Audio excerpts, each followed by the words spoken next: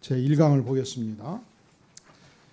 건강한 교회에 꼭 필요한 질적인 특성이 무엇인가? 이건 동시에 내가 건강한 성도라면 어떤 질적 특성을 내 성에 썩어서 가질 수 있는 것인가를 생각할 필요가 있죠. 건강한 생명체는 생명체적 잠재력을 반드시 보유합니다. 그러니까 여러분이 아기를 낳았고 7살, 8살 됐는데 그 말을 잘 못해요. 엄마한테 엄무, 아빠한테 하고 이 사물을 잘 이해를 못하고 뭔가 뇌 구조에 문제가 생긴 거거든요. 그럼 어떻게 해야 돼요? 다 이제 이 정신과 진료도 받고 뇌 촬영도 하고 왜 그럴까 확인하지 않겠습니까? 그래서 건강한 생명체는 신앙의 삶이 그렇고 교회가 그렇고 생명체적 잠재력을 반드시 보유하게 됩니다. 두 번째, 생명체가 건강하게 자라가기 위해서는 성장을 억제하는 환경 장애를 최소화할 필요가 있습니다. 그러니까 똑같이 신앙생활 하는데 여러분이 이제 목자로 사역을 하다 보면 온지 1년, 2년밖에 안 됐는데 그냥 말씀하셔서 신앙이 죽순처럼 자라가는 분이 있고 우리 교회 오시기 전에 20년 신앙생활 왔다는데 난쟁이 신앙생활 할 수가 있고요. 그것이 왜 그러는가? 건강하지 못한 부분이 있고 성장을 억제하는 어떤 환경 장애에 사로잡혀 있기 때문에 그렇죠. 누가복음 8장 같이 읽겠습니다. 시작. 각 동네 사람들이 예수께 나와 큰 무리를 이루니 예수께서 비유로 말씀하시되 씨를 뿌리는 자가 그 씨를 뿌리러 나가서 뿌릴새 더러는 길가에 떨어짐에 밟히며 공중의 새들이 먹어버렸고 더러는 바위 위에 떨어짐에 싹이 났다가 습기가 없으므로 말랐고 더러는 가시떨기 속에 떨어짐에 가시가 함께 자라서 기운을 막았고 더러는 좋은 땅에 떨어짐에 나서 100배의 결실을 하였느니라. 이 말씀을 하시고 외치시되 들을 귀 있는 자는 들을지어다. 아멘. 자, 씨가 첫째 어디에 떨어졌어요? 첫째 어디? 어떻게 됐어요? 새가 먹어버렸죠. 그러면 성장이 이제 끝난 거지요. 두 번째는 어디에 떨어졌어요? 어떻게 됐어요? 싹이 났는데 말라 비틀어져 버렸죠. 세 번째는 어디에 떨어졌어요? 그런데 어떻게 됐어요? 가시가 기운을 막아갖고 제대로 자라지 못한 거예요. 마지막으로 좋은 땅에 떨어짐에 몇 배의 결실. 그래서 우리가 교회 중직이 되는 것은 좋은 땅을 옥토해서 신앙이 죽순처럼 자라갈 필요가 있다. 환경 장애를 극복할 필요가 있다는 것입니다. 세 번째, 건강한 교회는 스스로 열매를 맺는다. 여기서 스스로 열매를 맺는다는 의미는 건강한 교회는 반드시 저절로 자연적으로 열매 맺는 방향으로 나아가게 된다는 것입니다. 네 번째, 일반적 의미에서 건강하게 성장하는 교회는 성장을 못하는 교회보다 괄목할 만하게 개발된 질적 특성을 갖게 된다는 것입니다. 슈바르차라는 인물이 6대주 32개 국가에 속한 1000개의 교회를 상대로 각 교회의 질적 특성에 대해서 통계조사를 쭉 해봤어요. 그랬더니 건강하게 성장하는 교회가 확실하게 갖고 있는 그 질적 특성을 확인하게 된 것입니다. 그 첫 번째 질적 특성이 따라해 볼까요? 평신도 사역자를 세우는 지도력. 그러니까 건강하게 성장하는 교회는 각 분야별로 평신도 사역자들이 건강하게 세워져 가더라는 것이죠. 1번 같이 읽겠습니다. 시작.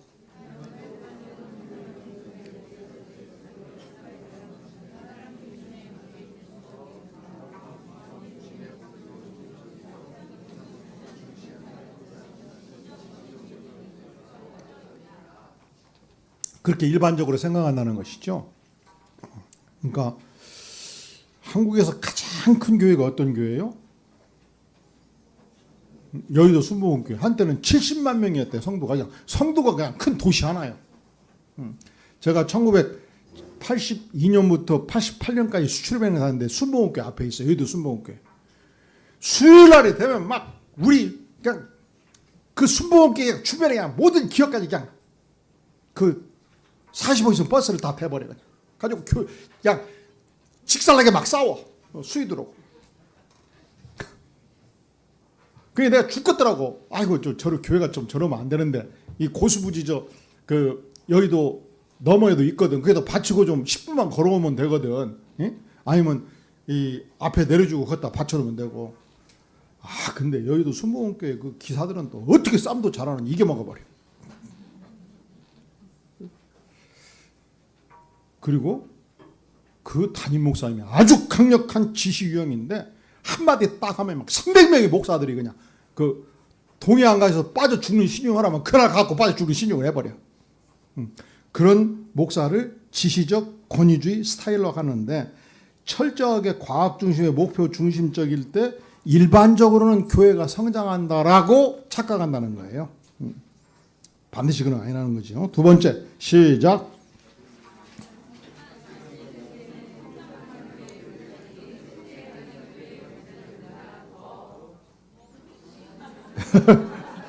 이거 보이는 누르로 읽으시면 돼.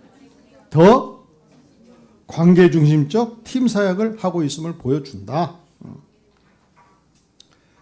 세 번째, 성장하는 교회의 지도자들은 사역을 위해 다른 그리스도인들에게 기회와 권한을 부여하는 일에 중점을 둔다. 그들은 평신도 사역자들을 자신의 비전을 위한 조력자 정도로 여기지 않는다. 피라미드형 권위 구조를 뒤집어서 리더들이 교인들을 섬기며 하나님이 주신 영적 잠재력을 개발하도록 돕는다. 그러니까 우리가 생각할 때에 권위적 명령 체계로 되어 있는 교회가 잘 성장한다고 생각하기 쉬운데, 그리고 실제로 그런 교회들이 있을 수 있는데, 통계적으로는 섬김의 관계 중심적 팀 사역을 통해서 훨씬 더 교회가 건강하게 자라가더라 이 말이죠. 네 번째, 시작. 이런 목회자들은 평신도 사역자들을 준비시키고 격려하고 동기를 부여하며 훈련시키는데 주안점을 둔다. 그래서 우리 교회가 임직자들이 현재 장로님들은 7년 훈련하고 그 다음에 공동의회에서 투표해서 임직 투표 끝나고 다시 7년간 훈련 받고 이제 장로 이 임직식을 했어요. 지금 여러분들은 19년부터 19, 20, 21, 22, 23, 24, 6년째 하고 있고 이번 가을에 투표하고 그리고 6년 혹은 7년 후에 임직을 해도 행복하게 생각할 수 있어야 훌륭한 교인이다. 왜냐하면 평신도 사역자들을 준비시키고 격려하고 동기를 부여하며 훈련시키는데 주안점을 둘 수 있기 때문에 이론적으로는 그렇다는 거예요. 실제로 꼭 그렇게 하겠다는 것은 아니고 그리고 우리는 이렇게 생각하기 쉽거든요. 목회는 목사들이 다 해라. 목회자들이 다 해라. 우리는 주일날 와서 어떻게 목회를 잘하는지 관찰하겠다. 그것이 아니고 우리 목회자들이 존재하는 것은 평신도들이 사역을 잘하도록 준비시키고 훈련하고 격려하고 동기를 부여해서 여러분들이 이 교회의 사역을 잘하도록 돕고 양육하고 영적으로 공급해 주는 일을 주역하는 것이 이 건강한 교회의 모습이라는 것입니다. 다섯 번째, 따라서 성장하는 교회의 지도자들은 사람을 섬기고 세우기 위해 관계 지향적 지도력을 발휘하고 그들이 효과적으로 사역하도록 돕기 위해 목회 지향적 지도력을 함께 발휘한다는 것입니다. 이 두 개는 사실은 선택적이 아니죠. 동시적으로 함께 나아가는 목표라고 볼 수가 있습니다. 여섯 번째, 시작. 이런 지도자들은 업무상 많은 일을 처리하는 시간을 쏟아붓는 대신에 자신의 시간을 제자훈련, 권한위임 그리고 재생산에 투자하고자 한다. 여러분들 이렇게 생각하기 쉽죠. 우리 목회자들이 열심히 밤낮없이 뛰어가지고 여러분들을 잘 돌봐주기를 원해요. 그것이 필요하기도 하지요. 그런데 하나님께서 11명의 축구선수 두 팀이 죽으라고 뛰어서 이기기를 회중은 원하죠. 그래서 5만 명의 관중은 박수치기를 원하죠. 근데 교회 구조는 반대예요. 교회는 11명의 선수들이 5만 명의 회중이 잘 뛰도록 훈련하고 뒷받침하고 실제로 경기를 하고 뛰는 분 누굽니까? 5만 명의 회중이 경기를 하고 뛰어야 돼요. 그리고 그게 맞는 것이 손흥민은 평생 뛸 만큼 다 뛰었어. 이제 놀아야 돼. 그리고 그가 나타나서 구경하는 5만 명은 더 이상 운동장에 앉아 있으면 안 돼. 그 시간에 밖에 나가서 뛰어야 될 사람들이야. 진짜 뛰어야 될 사람들은 누구요? 회중이고. 근데 오늘날 윌리엄 맥레는 말하기를 반대로 돼 있대야. 뛰어야 될 사람은 다 5만 명 회중에 앉아 있고 더 이상 뛸 필요가 없는 사람들이 죽으라고 뛴다는 거예요. 근데 그것이 바로 오늘날 현존하는 교회의 모습이라 이렇게 일가를 하기도 했습니다.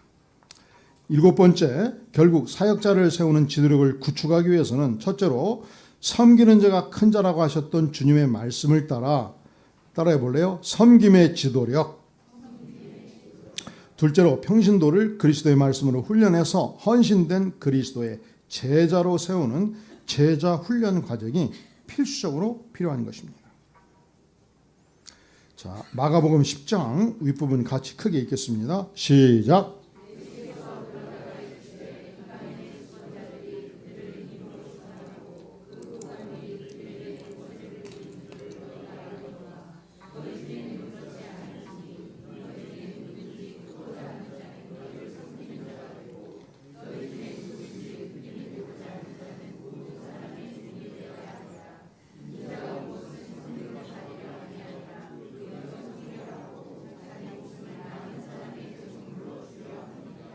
아멘.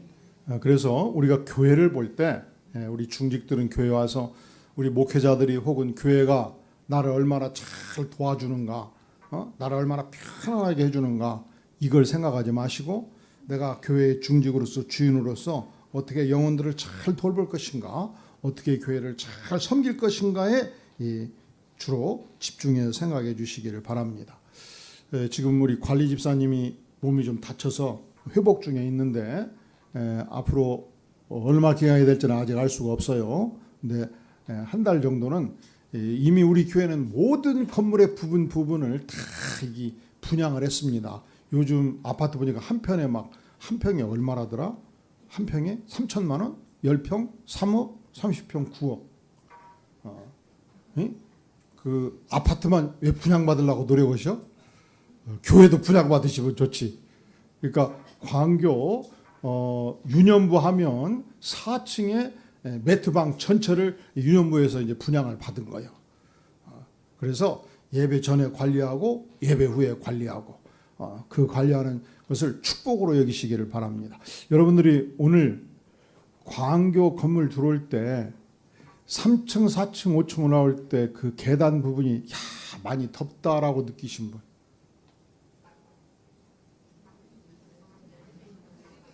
엘리베이터 들어올 때 나올 때 덥지 않던가요?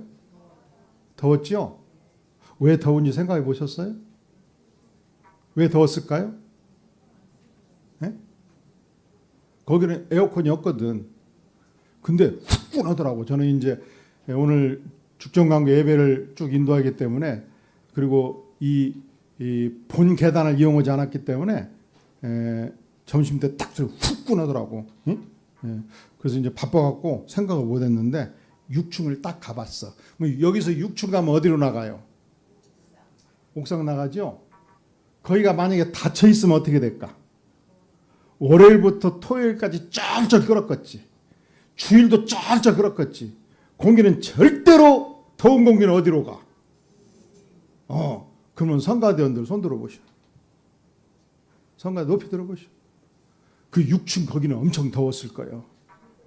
근데 내가 2시 10분에 딱 갔더니 닫아져 있더라고. 그러니까 쩔쩔 끓을 수밖에 없지. 계단이 땀이 뻘뻘 날 수밖에 없지. 그래서 제가 3부 성가대 누구한테 몇 시에 오냐고 했더니 9시 반까지 오신대요. 그래서 오시면 여기 두 문부터 확 열어놓으라고 그랬어요.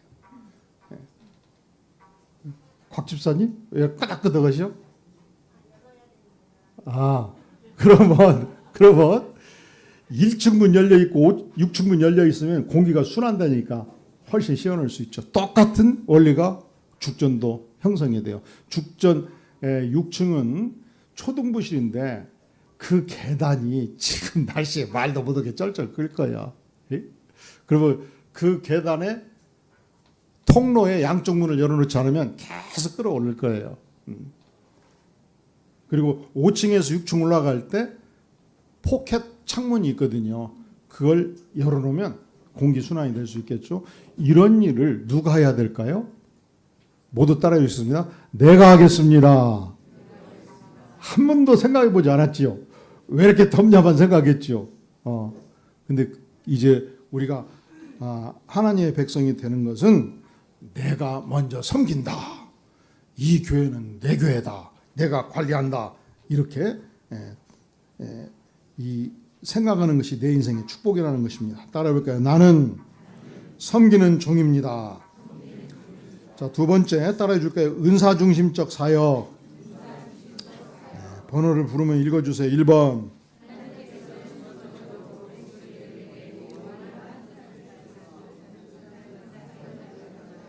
2번.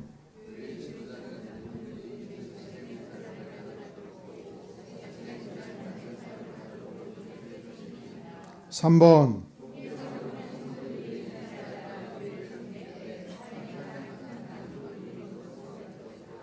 4번.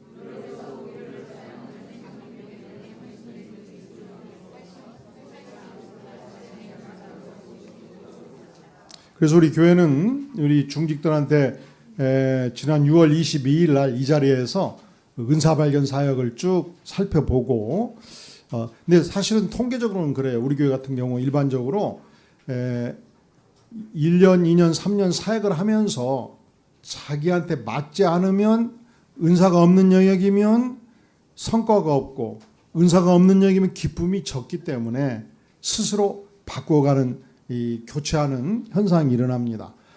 그래서 장구적으로 한 사역에 깊이 들어가서 이제 기쁨을 누리고 주님을 섬기면 대부분 그 분야에 은사가 있다고 볼 수 있겠죠. 그리고 그때 은사 발견 사역을 못 하신 분들은 언제 하도록 되어 있나요? 오 목사님? 오은탕 목사님? 저기 잠깐만 나오셔. 요 책 받아주시고, 몇 명 지금 예정되어 있던가요? 숫자만큼 오늘 갈 때에 홍윤정 전사님한테 책을 미리 받아서 가시면 그날 책이 없지 이렇게 혼돈스럽지 않을 거예요. 제 생각에 12명 정도 되는 걸로 알고 있는데 반드시 훈련을 받으시기를 바라요. 왜냐하면 내게 주는 은사와 재능과 삶의 특성에 따라서 맞게 교회를 섬길 때 만족도가 높기 때문에 그렇습니다. 그 다음 5번 시작.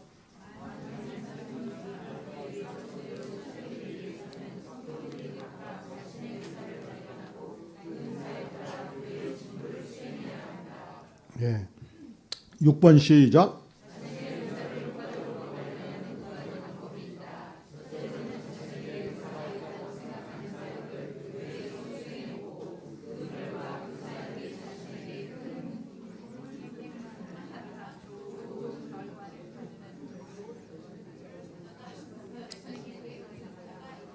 왜 우물쭈물하셔요?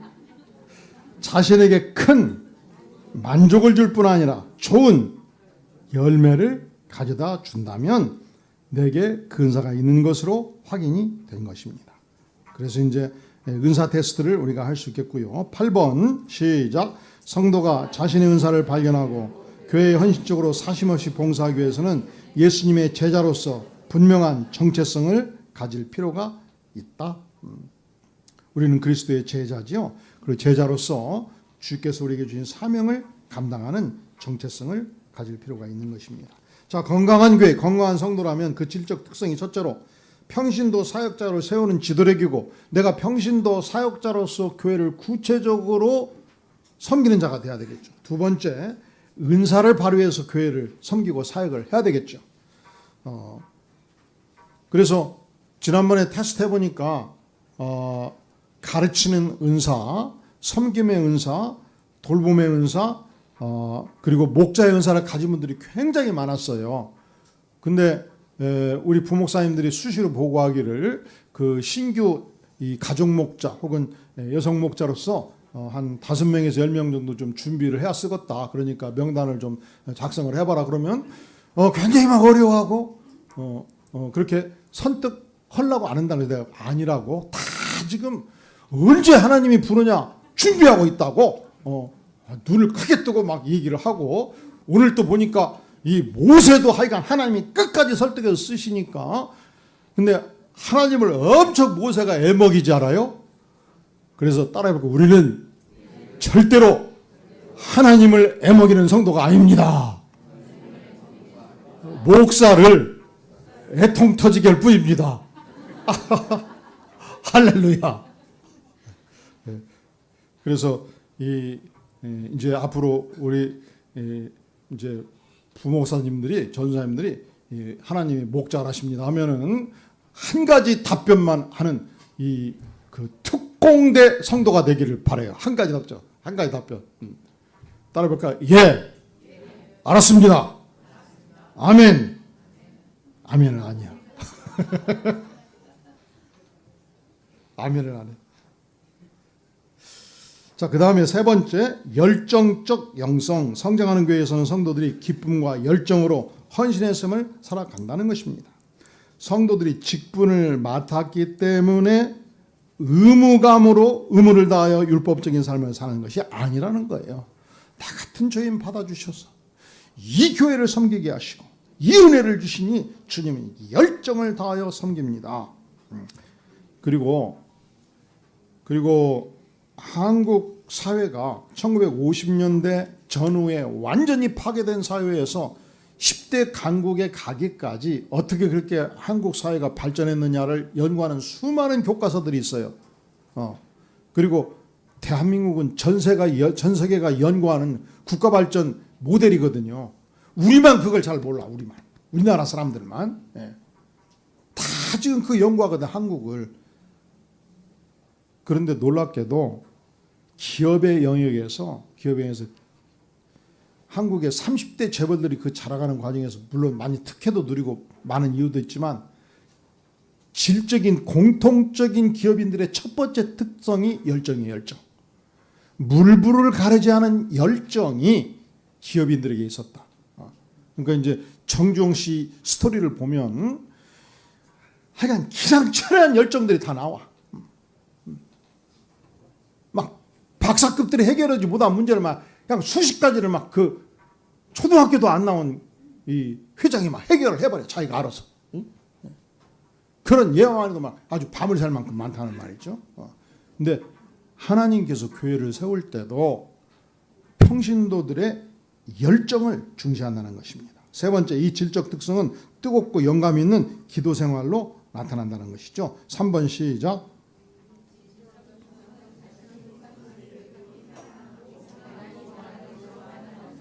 그러니까 어찌든 여러분들이 교회를 깊이 사랑하고 대단히 좋아하기를 바라요. 4번 시작.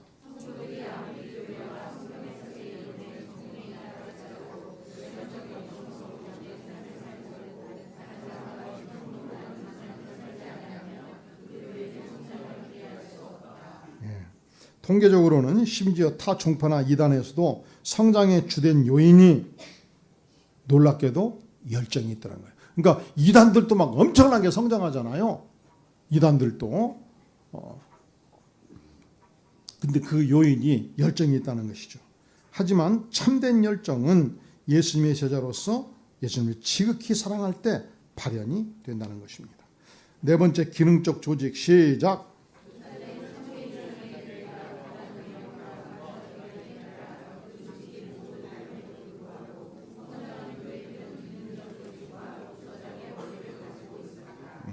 기능적 조직이 있고요.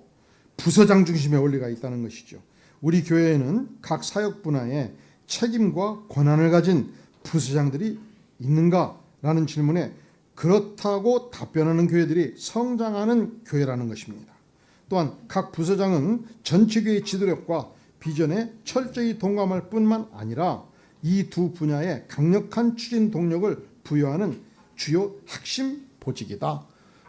그래서 교회에 보면 모든 부서와 모든 사역에 이 돕는 사역자들이 다 배정되어 있습니다. 그리고 주일학교 부서는 이 설교 사역을 감당하고 전체를 이끌어가는 사역자들이 있지요. 그러면 여러분들은 철저하게 사역자들이 사역을 잘하도록 힘을 합쳐서 진행을 하고, 두 번째로 모든 부서에는 팀장이 있어요. 그 팀장을 철저하게 기본적으로 협력하는 자세가 필요한 것입니다. 왜 이것이 중요하냐? 나도 언젠가는 팀장이 되거든요. 그럼 저 손을 보세요. 10명 일할 때 나보다 나이도 어리고 좀 경험도 부족한 것 같고 팀장이 막 뭘 주장할 때 딱 뒤돌아서 협조 안 해봐라. 지가 뭐 한다고 딴지를 딱딱 걸었어요.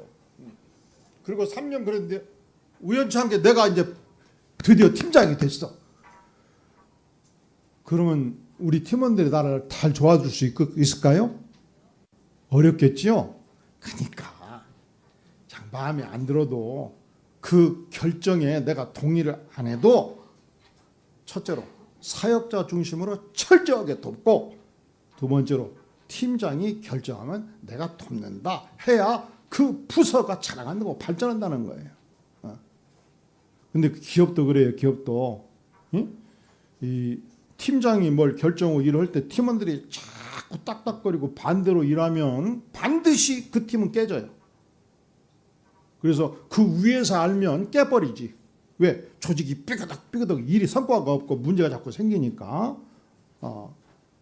그래서 우리는 기본적으로 기능적 조직으로서 원활하게 사역이 되도록, 첫째로 사역자의 사역 원칙에, 물론 그 대신에 사역자는 이 교회가 어떤 교회인가를 철저히 연구를 하셔야 돼요.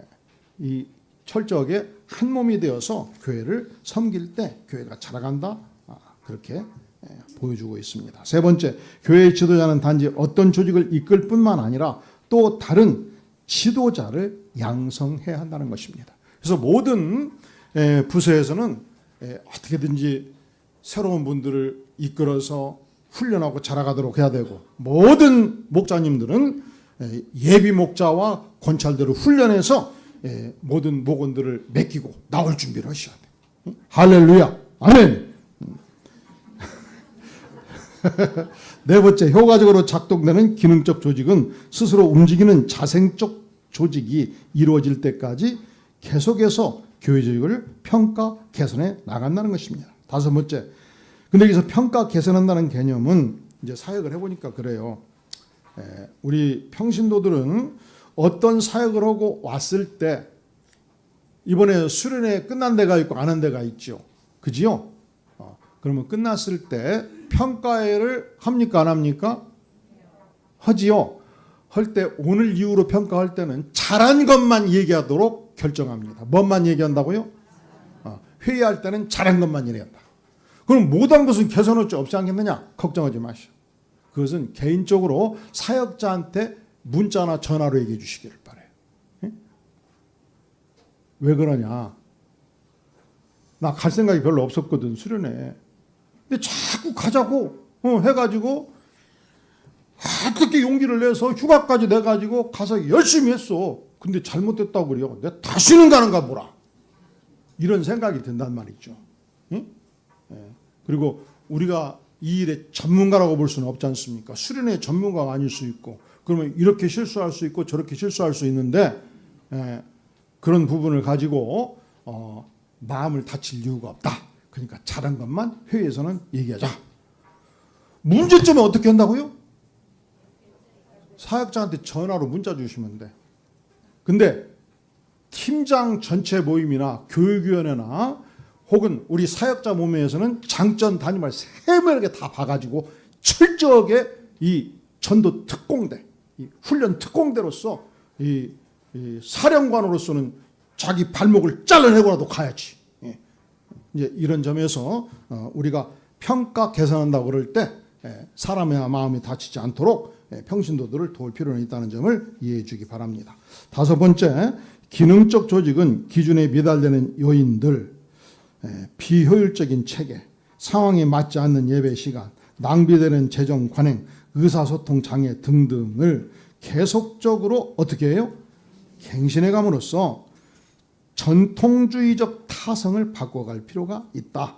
그래서 이제 그런 부분들을 다룰 때 관계된 평신도 영혼들이 어쩌다 한번 수련회 가는데 막 마음을 다치지 않도록 보호할 필요가 있고, 장기적으로는 반드시 이 전통의 나쁜 타성들은 바꿔갈 필요가 있다는 것입니다. 여섯 번째, 성도들이 성김의 정신과 제자도로 무장될 때 유연성과 애정을 가지고 기능적 조직을 형성해 가게 됩니다. 다섯 번째, 따라해 줄래요? 영감 있는 예배. 영감 있는 예배.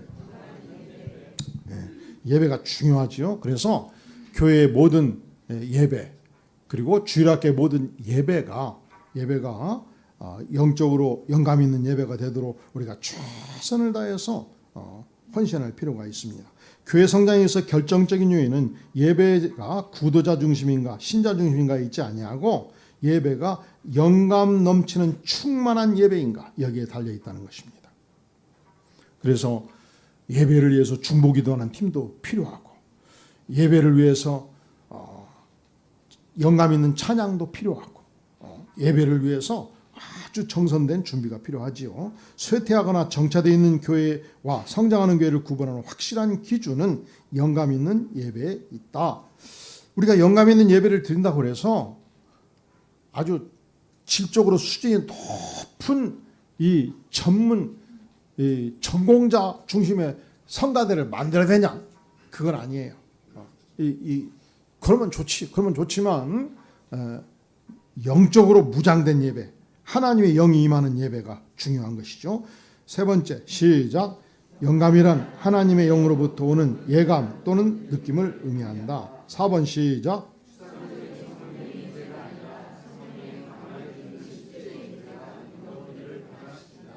진짜 영감 있는 예배에 참석하는 사람들은 교회에 가는 것이 기쁘고 행복하다고 말한다. 여섯 번째 시작.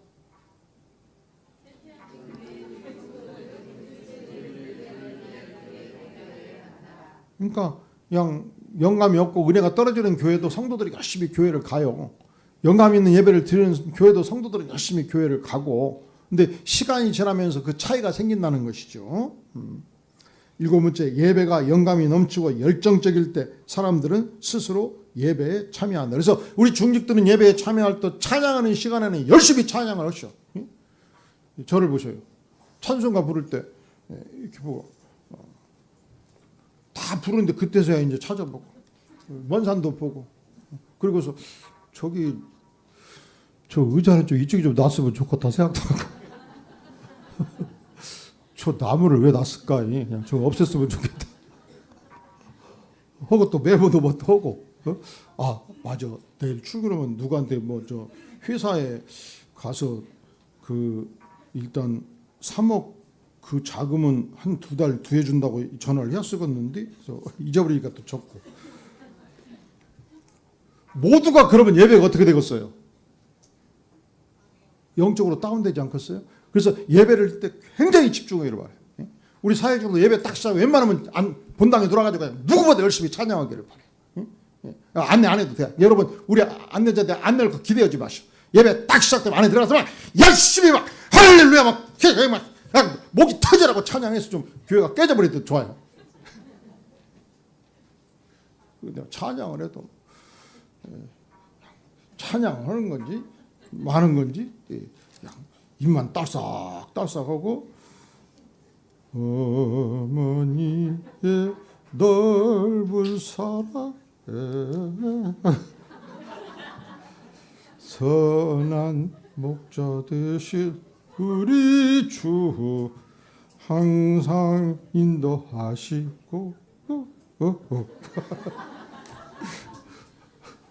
예배할 때 그냥 집중해. 집중. 따라서 예배에 목숨 걸고 집중하자. 할렐루야. 네, 어디 하다가 지금 흥분해 버렸어요. 막 그러면 새신자가 왔다가 막 깜짝 놀라지 않겠어요? 막, 야, 이게 좀 이상하고, 진짜 이게 뭐가 있는데다. 몇 번 하면 돼요? 시작.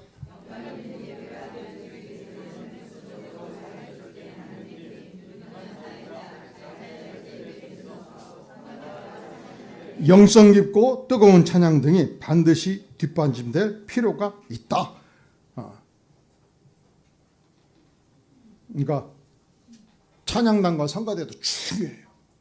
몰입할 수 있도록 열정적으로 드리고, 10번째, 영감 있는 예배, 열정적 예배, 헌신 있는 예배를 드리기 위해서는 예배 중보 기도 팀도 필요하고 성가대와 찬양단의 깊은 헌신도 필요하며 철저한 예배 기획도 필요하다. 그래서 성가대도 막 그 대장님과 막 지휘자가 흥분해가지고 오늘은 1시까지 연습 안 하고 3시까지 하면 굶고라도 막 3시까지 할 수 있어야 돼. 연습을 하다 그러면. 근데 뭐 이 반주자가 오늘은 어디 가야 된대야. 그래서 오늘은 연습을 그만하겠어요. 그런 반주자는 앞으로 소용없어.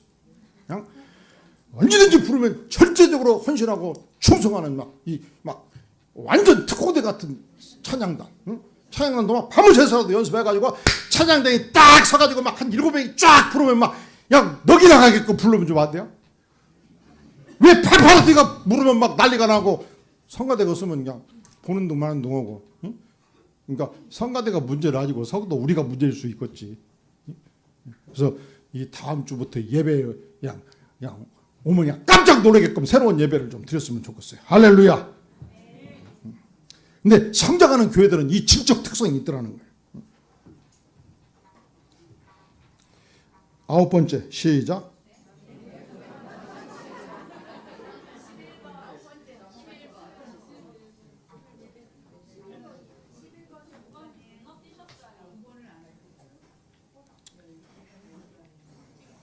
사실은 8번까지 했어요.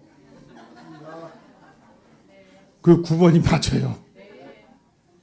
여러분이 아니니까 제가 읽을 거예요.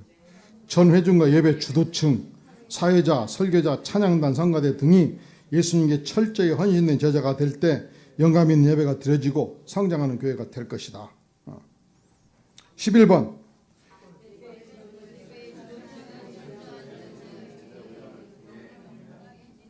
순교적 정신으로 예배를 준비하고 섬길 필요가 있다.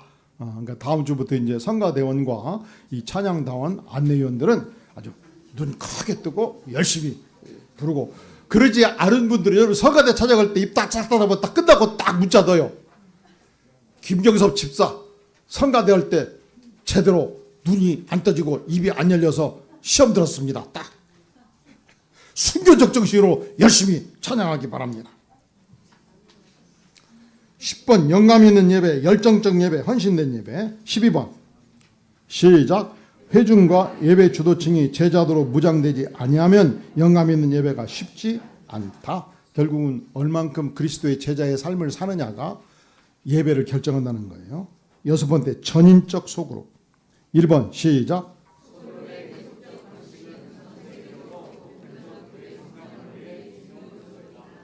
2번 시작.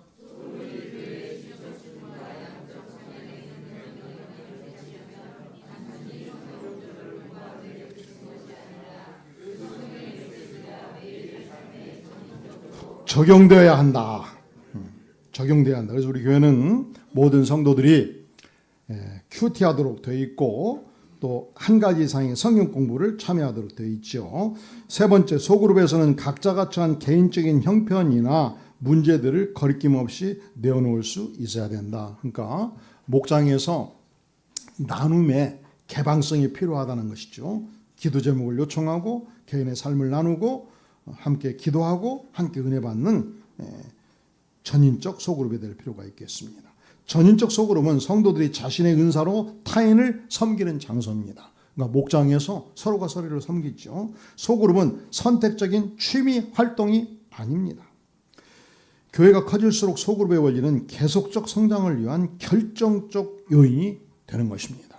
그래서 여러분들이 모두 목장을 소중하게 알고 목자를 소중하게 알고 서로를 위해서 기도할 수 있기를 바랍니다. 성장하는 교회는 의도적으로 소그룹을 나눔으로써 소그룹의 번성을 꾀합니다. 그래서 이제 가족 목장의 경우에 나이가 많은 분들이 막 이 7가정, 10가정 되는 건 당장 이 권찰이나 부목자를 세워가지고 가을 학기부터는 2팀, 3팀씩 나누어서 자라가기를 바라고, 그래서 성장하는 교회는 7번 가로 열고 이 부분이 모두가 따라해 주세요. 의도적으로. 그래서 교회도 의도적으로 나누고 목장에서도 의도적으로 나눌 필요가 있어요. 이게 이제 굉장히 중요한 부분인데 저는 이걸 굉장히 잘 못 얻었어요. 왜냐하면 눈 크게 뜨고 김홍성 집사님이 아니요 해버리면 그냥 말하기가 너무 어렵다란 말이죠. 이제 이렇게 말하는 것은 열심히 나누는 분이기 때문에 제가 이제 말씀을 드리는 것인데, 하여간 어떻게든지 이번 가을 학기 목장이 분구하고 또 목자로 헌신해서 자라갈 수 있기를 간절히 바랍니다. 소그룹을 인도하는 인도자는 예수님의 정신과 말씀에 깊이 헌신된 제자여야 한다. 참된 제자의 수가 소그룹의 수를 결정한다. 7번째 따라해 주실래요? 필요 중심적 전도. 1번 시작.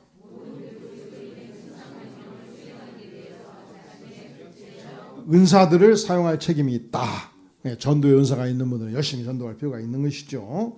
2번째, 실제 통계가 보여주는 바는 모든 그리스도인들은 전도자이다 를 입증해 주지 못한다는 거예요.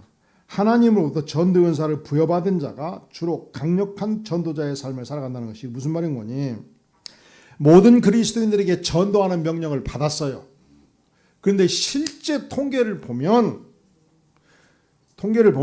약 15%의 사람들이 열심히 전도를 하더라는 거예요. 그런 사람들을 특별히 전도의 은사가 있는 자라 그렇게 표현을 하는 것이죠. 그것은 나는 이제 전도 안 해도 되겠다, 이것을 의미하는 것은 아니에요.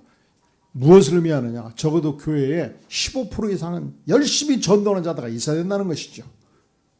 그리고 내가 강력한 전도의 은사가 없을지라도 내 삶의 여정에서 만나게 주신 한 영혼 위해서 기도하고, 하나님 내가 저분에게 이 복음을 증거할 기회를 주세요, 도울 필요가 있다는 거예요. 피터 와그너 박사는 3번 10% 이하의 사람들이 전도의 은사를 가지고 있다고 말합니다. 4번째 시작.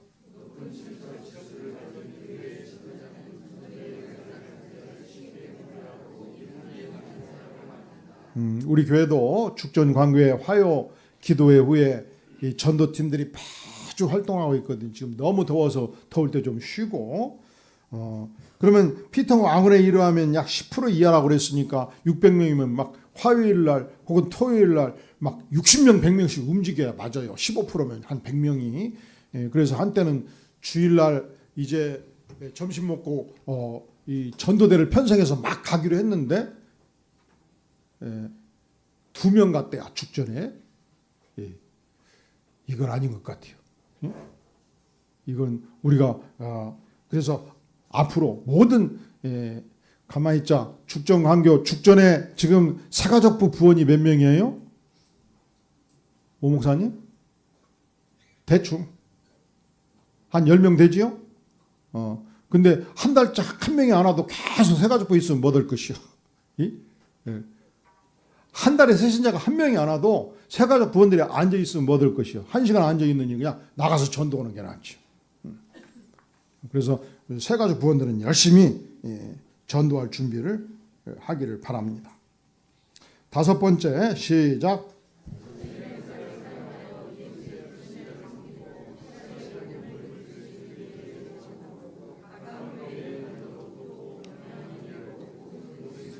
의무이다. 교회 성장의 열쇠는 교회가 전도의 초점을 불신자들이 당면한 문제와 필요를 충족시키는 데 두는 것이다. 불신자 친화적인 교회가 되어야 된다는 거예요.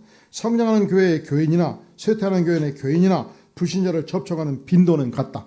그러니까 어떤 교회에 속하든지 우리가 일정하게 불신자를 만나는 비율은 같다는 거예요. 단지 새롭게 불신자와 친분 관계를 맺도록 독려할 필요가 있다는 것이다.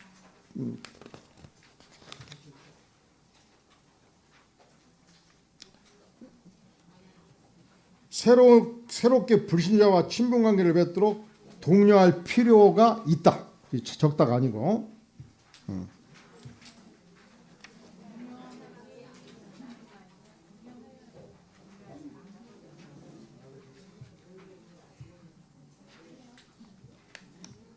그럴 필요가 없어. 왜? 이미 충분히 만나고 있으니까. 예.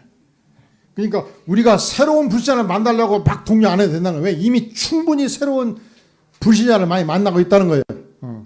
오히려 이미 갖고 있는 관계, 이미 불신자와 충분히 많이 갖고 있는 그 관계, 예를 들어서 내가 40대 주부라면 우리 동네에서 우리 딸 친구의 엄마, 또 내가 헬스클럽 가면 헬스클럽 만나는 사람들, 또 주민과의 관계, 이미 충분한 불신자의 관계에 노출되어 있기 때문에 이미 갖고 있는 관계를 전도를 위한 기회로 사용하도록 돕는 것이 중요하다. 이렇게 말하는 것이죠. 이미 관계 맺은 불신자들은 내가 가진 은사와 재능으로 돕고 섬기며 깊은 애정을 가지고 돌보는 것은 제자도로 무장될 때 가능한 일이다. 전도된 영혼이 세가족 성경 공부, 목장, 제자도 등의 과정을 통해 신앙이 죽순처럼 자라게 될 때 전도에 크나큰 동기부여가 일어난다. 그래서 새가족부에서 새로운 영혼들을 잘 돌봐서 잘 정착이 되면 그를 전도한 모든 성도들이 격려가 돼요. 내가 열심히 전도해서 지난 1년 동안 10명을 교회로 인도했는데 한 사람도 6개월 지나니까 살아남지를 못하고 다 사라져버렸다 하면 내가 전도할 의욕이 생길까요? 안 생기겠죠. 그래서 우리는 함께 합력해서 도울 필요가 있는 것입니다. 8번째, 사랑의 관계. 성장하는 교회들은 쇠퇴하는 교회에 비해 눈에 띄게 높은 사랑 지수를 갖고 있다.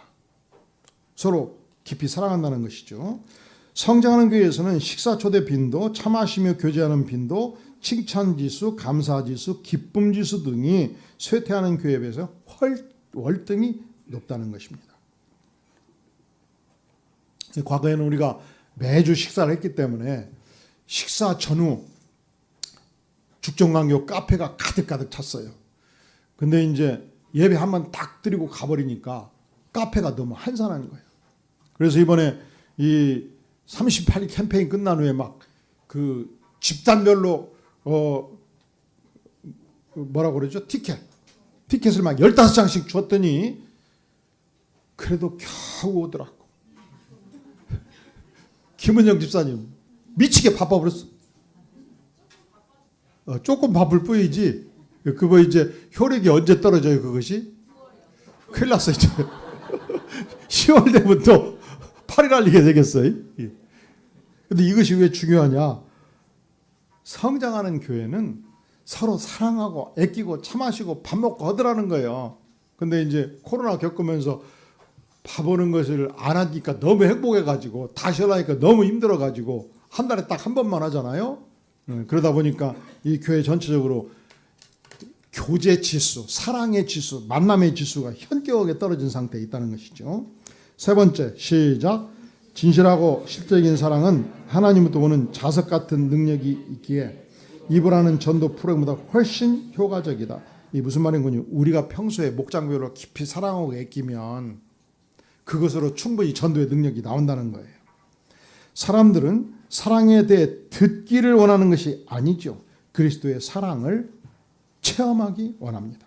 우리 목장에 와봐라. 그걸로 끝나는 거예요. 왜? 목장에 오면 충분히 사랑을 받을 수 있기 때문에.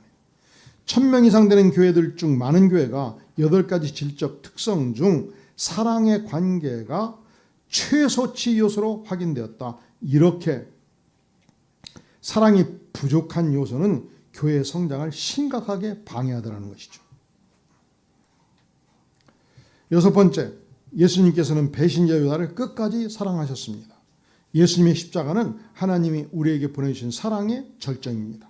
예수님의 제자가 된다는 것은 예수님의 발자취와 말씀을 전적으로 따르는 삶을 결단하고 실천하는 것입니다.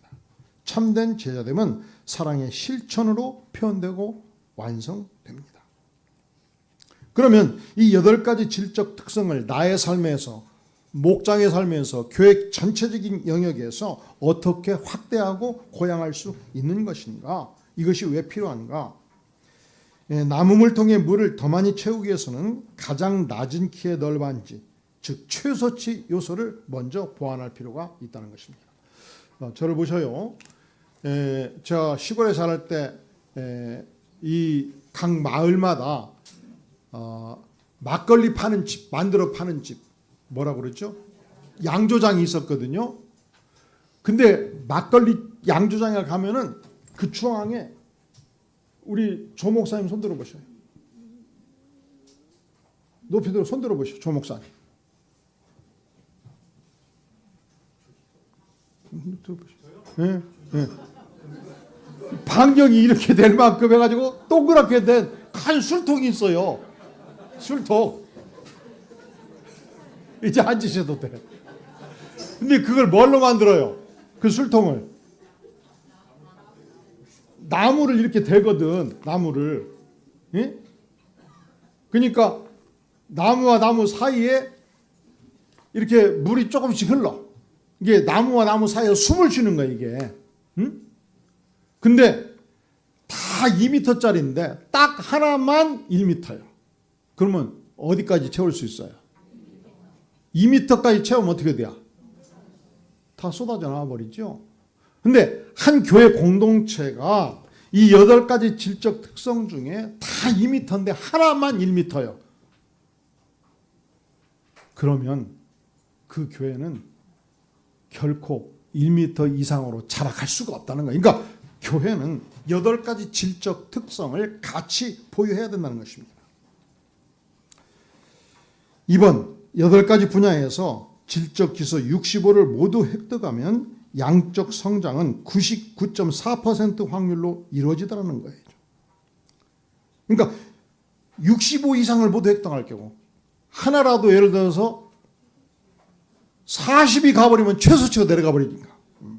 즉 지도자의 몸과 마음이 진정으로 교회 성장에 헌신된 교회, 대부분의 성도가 교회의 유익을 위해 은사를 사용하는 교회, 대부분의 성도가 넘치는 열정으로 말씀을 실천하는 교회, 교회 성장 기여도에 따라 조직이 평가되는 교회. 그래서 근데 이 평가 부분은 요즘은 이 심성이 약해가지고 조금만 싫은 소리 들으면 그냥 팍 삐쳐가지고 다른 교회로 가는 성도들이 요즘 많아졌어요. 우리 인생의 평가는 중요해요. 위대한 인생을 사는 사람은 반드시 자기 약점을 극복하는 힘을 가져야 돼요. 근데 요즘 교회에서 너무 그 힘이 약하니까 제가 집단으로 모일 때는 약점 평가하지 말라는 거예요. 사령관들만 평가하라는 거예요. 그러니까 여기서도 교회 성장 기여도에 따라 조직이 평가되어야 발전한다고 그러죠. 예배가 한 주 동안 기다려지는 교회, 교제, 치유, 사랑이 소그룹에서 경험되는 교회, 대부분의 성도가 은사로 지상명을 이루도록 돕는 교회, 그리스도의 사랑이 교회의 모든 활동에 나타나는 교회, 이상의 8가지 영역에서 65 법칙이 이루어지는 교회는 성령의 임자가 느껴지고 성장하지 않을 수 없다는 것이죠. 세 번째, 자연적 교회 성장은 자신의 힘으로 교회를 세우려고 시도하지 않는 것이며 하나님께 친히 교회를 세우시도록 하기 위해 하나님의 원리에 우리가 순응한다는 것입니다. 그러니까 우리가 열심히 내 힘으로 하는 교회가 아니다라는 거예요. 성령의 힘으로 하는 교회. 그러면 우리 힘으로 하는 교회는 어떤 모습이냐? 지금 그 그림 보이나요? 앞에서 끈으로 열심히 밀고 가죠. 끌고 가죠. 뒤에서 열심히 밀고 있는데 바퀴가 뭘로 되어 있어요? 그러면 잘 가겠어요? 어떻겠어요? 터덜거리죠? 덜컹덜컹거리죠? 잘 안 나가죠? 특성이 뭐예요? 우리의 힘으로 끌고 밀어붙이죠. 네모 바퀴로 해야 하나님께 영광을 돌릴 수 있다고 고집을 피워대야. 그리고 죽으라고 우리가 끌고 밀고 왜 뒤에서 안 끌어? 앞에서 왜 안 밀어? 막 그냥 서로 막 비난하는 교회. 두 번째, 성령의 능력으로 성장하는 교회. 예. 사람이 어디 있어요? 타고 있죠. 밀지도 않지요. 우리의 힘으로 끌고 밀어붙이는 것에 종이불을 찍습니다. 내 바퀴를 포기하고 수레속의 둥근 바퀴를 사용합니다. 돛을 올리고 성령의 바람을 주시도록 기도만 했는데 신나게 달리더라는 것이죠. 우리는 끌거나 밀지 않고 수레에 올라탑니다. 하나님은 기도 응답하시기를 기뻐하십니다. 이 8가지 실력 특성을 고양시킴에 있어서 가장 강하게 도움이 되는 것은 성도들이 예수님의 참된 제자로 자라가도록 돕는 것이며 제자도의 질적 수준을 높이는 것입니다. 그래서 교회의 모든 중직들은 가장 중요한 것이 내가 그리스도의 참된 제자로 자라가는 것이며 제자도의 훈련을 받는 것입니다.